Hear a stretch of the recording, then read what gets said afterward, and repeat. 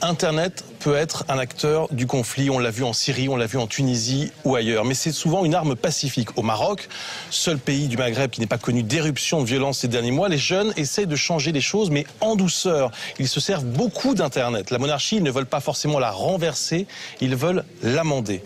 Anaïs, tu es allée rencontrer des jeunes avec une journaliste qui connaît bien le Maroc, puisqu'elle y vit, Amélie Amillo, est correspondante à Casablanca pour France 24 notamment, et elle t'a emmené vers ces jeunes du mouvement du 20 février. Regardez. Rencontre avec Anaïs au Maroc, le seul pays du monde arabe où la révolution se fait pacifiquement. Ici, les manifestants ont pris Internet comme arme. Notre maraîchère veut comprendre. Premier rendez-vous à Rabat avec Rachid, un journaliste engagé dans le mouvement. Je te présente Anaïs, la jeune dont je t'ai parlé, donc qui vient de France, qui a envie de découvrir un petit peu ce qu'est le mouvement. Donc je compte sur toi pour lui expliquer un petit peu. Avec plaisir. Hein. Génial. Super. Ça va Anaïs? Anaïs, je t'abandonne. Ouais, ça marche. Allez, salut. Bye bye.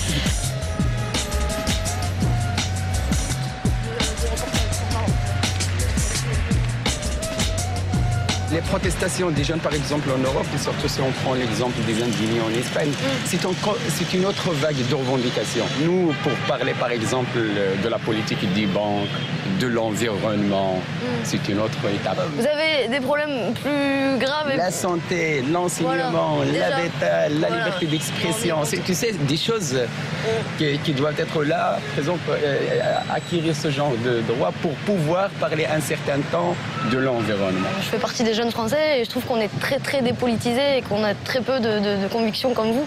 Donc quelque part, je suis un peu contente de vous rencontrer et à la fois un peu honteuse. Deuxième rendez-vous pour Anaïs, Montasser, l'un des spécialistes Internet du mouvement. Alors moi, j'ai pas du tout Internet. Je suis pas du tout adaptée à ce genre de truc, alors il va falloir m'expliquer un peu simplement. Hein. D'accord. Sur Facebook, il y a eu des groupes qui se sont créés juste après la révolution en Tunisie et en Égypte. D'accord. Des groupes qui se sont créés au Maroc et on commence à discuter comment ils peuvent eux aussi créer en fait le changement.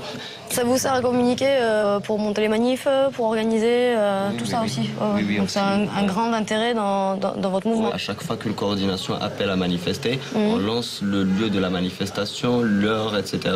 Avec aussi l'appel qui contient des informations sur les revendications, sur le sujet précisément en fait de la manif, etc. D'accord. Dès leur première manifestation, les jeunes ont utilisé en masse les réseaux sociaux, comme avec cette vidéo.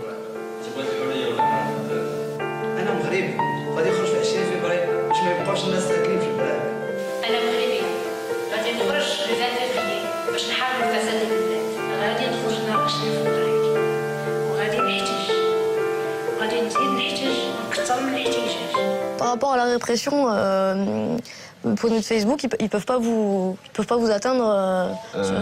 En fait, au Maroc, ils ne censurent pas, mais ils utilisent Internet comme on le fait nous aussi. Ils utilisent les réseaux sociaux pour justement lancer leur propagande aussi. Et ils vont même jusqu'à en fait entrer dans la vie privée des gens, faire des faux comptes et ajouter des militants pour qu'ils puissent prendre les photos personnelles des gens et en faire ce qu'ils veulent en fait. D'accord. Avec les réseaux sociaux, des manifestations s'organisent toutes les semaines.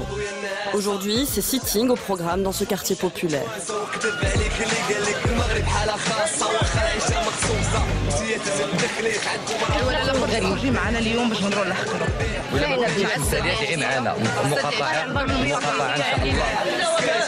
Objectif, dénoncer la violence contre les manifestants. Mais dans ce quartier pauvre, le premier souci, c'est la survie. Il faut faire baisser le prix de l'eau et de l'électricité. Je paye 150 € par mois de loyer. Les légumes sont chers, les fruits aussi. Ils nous donnent pas les moyens de vivre. Et après, des gens sont payés 100 € pour chasser les manifestants qui viennent ici pour nous. Ces contre-manifestants, on les appelle ici les Baltagia. Toi, tu t'as eu des problèmes avec les Baltagines déjà? T'es connu un peu quand ils ont ta... Malheureusement, oui. Ouais. Pendant quelques jours, je ne serais pas tout sortir toute seule. Toi, ils avoussaient et tout? Où tu habites? Ça, tu crois qu'ils s'avoussaient? Au début, j'ai dû changer la maison.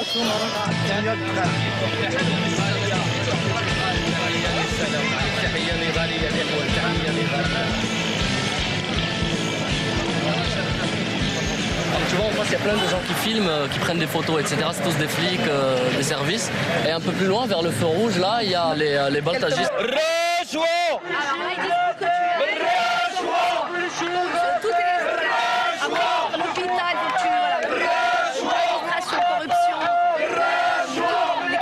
Pas de violence physique devant notre caméra ce jour-là. Mais comme souvent, la manifestation en énerve certains.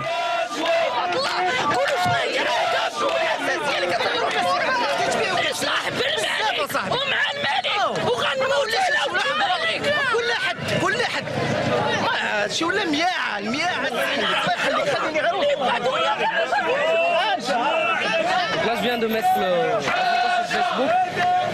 Comme ça, les gens qui n'ont pas été là voient comment ça s'est passé. Nous ne lâcherons pas, c'est le nom du journal en ligne du mouvement. Nous allons justement chez un de ses rédacteurs. 98% des médias au Maroc ne transmettent pas l'information d'une manière fidèle parce que d'abord il y a la censure, il y a beaucoup de pression sur les sociétés de presse et il y a l'instrument d'étouffement qui est on enlève la publicité à des journaux. Vous n'avez pas peur? Vous êtes sous forme de pseudo ou sous forme de... Il y en a qui mettent leur vie en danger, je peux dire ça, parce que le journalisme citoyen, c'est pas vraiment facile. Hein. Ouais. Et donc il y en a d'autres qui ont préféré de garder juste leur identité virtuelle.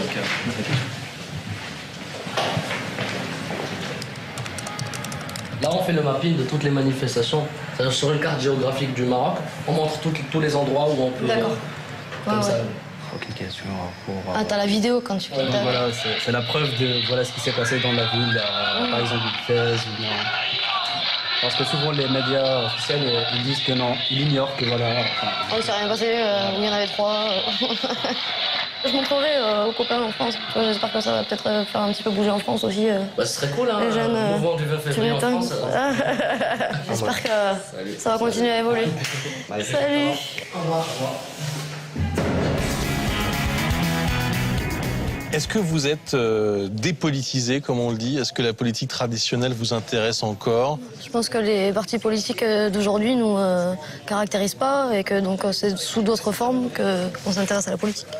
Moi, je ne crois pas vraiment à cette idée de dépolitisation de notre génération qui est souvent avancée dans les médias ou dans certains ouvrages. Je crois que effectivement aujourd'hui notre génération vote un peu moins que précédemment au précédent scrutin, mais les jeunes ont toujours été la classe d'âge qui votait le moins dans toutes les élections depuis le début de la Ve République. Je crois simplement qu'aujourd'hui c'est plus dur pour nous par rapport à la génération de nos parents pour plusieurs raisons. D'abord, avec la chute du mur de Berlin, les différents repères identitaires sont moins nets qu'ils l'étaient avant pour s'engager. Ouais. Et ensuite, je crois aussi que le